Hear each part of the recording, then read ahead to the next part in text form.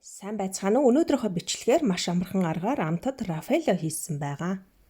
Орцонд маань 80 г кокосны өрмөг, 300 г молоко, би 150 г-аар нь савлжчихсан байгаа. Хідэн ширхэг буйлсамар, ийм хальстай буйлсамар хэрглэж болно. Би хальсгүйг нь хэргэлсэн байгаа.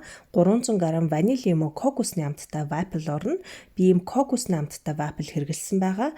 Бүх орцуудаа дор мэдээлэл тайлбар хэсэг давхар оруулсан байгаа. Ороод үзээрэй.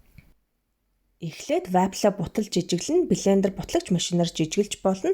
Эсвэл уутанд хийгээд ингээд элдүүрээр жижиглчиж бас болно. Одоо жижиглсэн вафл дээрээ 150 г молокогоо хийгээд нийлтлэн сайн зуураад өгнө.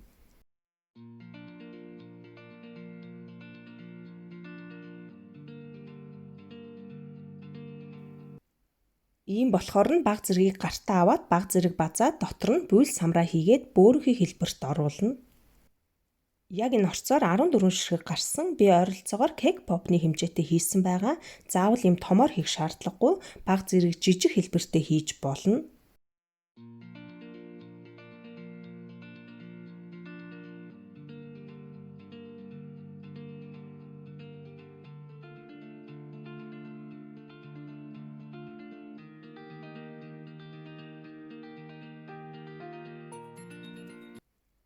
Ийм болохоор нь хөргөгчөнд ойролцоогоор 20 минут байлгана.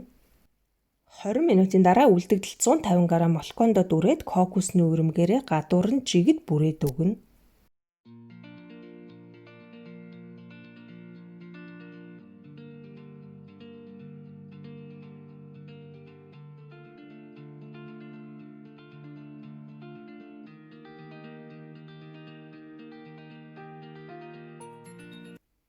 Ийм болсон байна. Одоо мөн адил хөргөгчөнд ойролцоогоор 20 минут байлгана. 20 минутын дараа ийм болсон байна. Хадгалахдаа тагтаа савнд хийгээд хөргөгчөнд ойролцоогоор 1-7 хоног хадгалж болно. Ингээд маш амархан аргаар хийсэн амтад Рафаэло маань бэлэн боллоо. Заавал хийж үзээрэй. Амжилт хүсье. Дараагийн бичлэг хүртэл түр баяртай.